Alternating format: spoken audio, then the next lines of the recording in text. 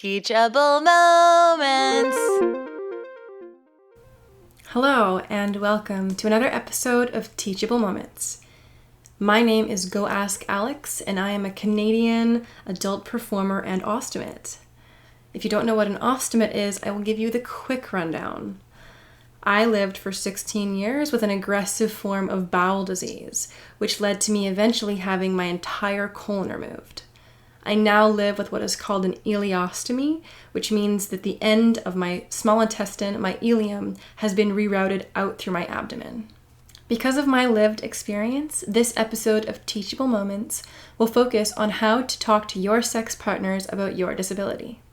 Telling anyone about your disability, especially a potential sex partner, takes a lot of bravery and strength, especially because of the pervasive stigma surrounding disabilities in our society. But for some of us, we don't actually have the opportunity to open that dialogue ourselves. For me, as an ostomate, you can't tell I'm disabled by looking at me when I have clothes on. It's only when I take my clothes off that it becomes apparent that my body does not function the way that most of society's body functions. However, for some people, their disability is immediately visible. So for instance, for folks who use mobility aids, they may not get the opportunity to actually broach the subject of their disability with a new sex partner because it's going to be one of the first things that their potential sex partner sees when they meet them. So while I have the opportunity to decide when and where I want to bring up the subject of my disability, others don't always have that privilege. Assumptions and judgments can perpetuate very harmful stereotypes, and I don't think that any disabled person is ever obligated to share things that they are not comfortable talking about, or to answer inappropriate questions about their body. But if you are going to be intimate with someone, it makes sense that you will likely want to talk about your disability and any potential limitations you might have because of it.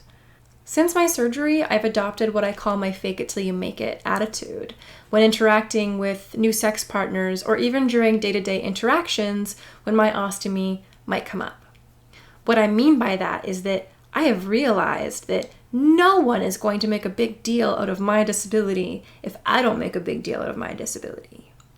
But if I treat it as something catastrophic, a big catastrophic roadblock to my sexual pleasure, then other people are going to follow my lead.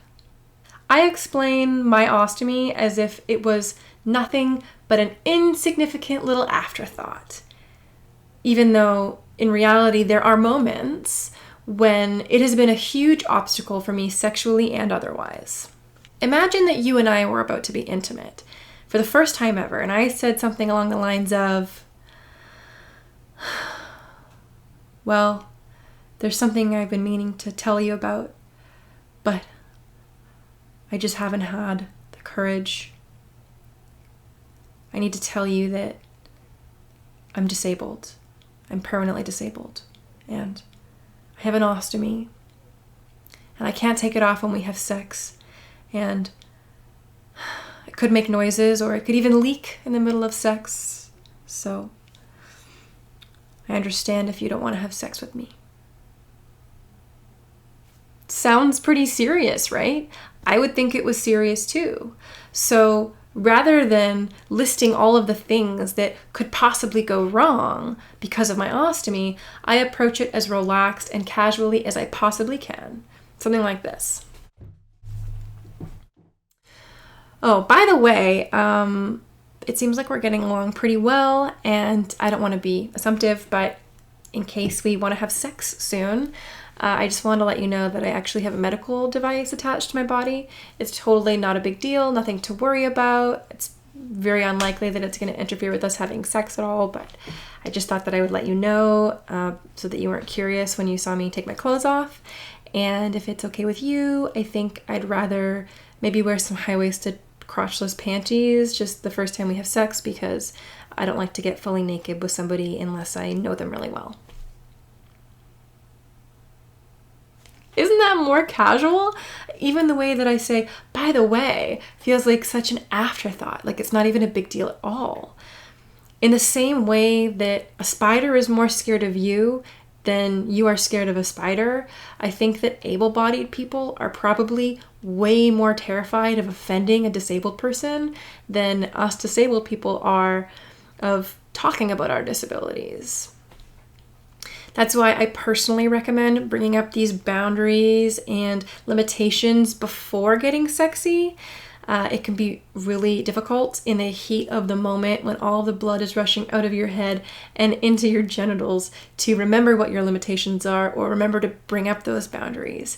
And when you're in the middle of sex with somebody and they do something that doesn't make you feel very good, it can cause you to panic and not feel like you can assert yourself. And that's why I think it's really important to lay out what you can and can't do and what you are and aren't willing to do ahead of time in any situation, disabled or not. Since I started telling new sex partners about my disability, I have found that most of them tend to err on the side of caution, not wanting to have any rough sex or touch my abdomen and being excessively worried about hurting my surgical site.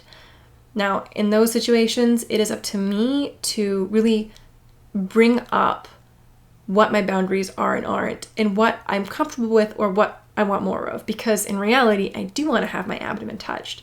But a lot of people, when they learn that I have an ostomy, are going to avoid it because they just aren't sure what to do and they may not be comfortable asking.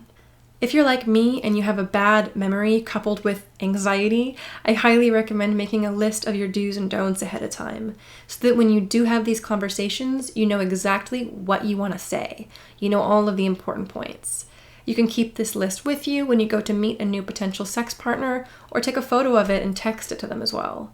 That way you are always prepared. There is also a chance that when you tell someone about your disability, that they're not going to react well. This isn't something that you can control. The majority of people are going to have absolutely no problem with it and are going to really appreciate your honesty and vulnerability. But some people will just not react how you're hoping. It is completely up to you to decide if someone is or is not worth your time, but it is not your responsibility to educate ignorant people about your body. I hope that this has been helpful and educational. Remember that most people who want to have sex with you will not be dissuaded by your disability, and in fact will likely really appreciate your candid vulnerability. Being open and honest is a great way to build trust and a foundation in any relationship. Thanks for watching this episode of Teachable Moments. Stay sexy.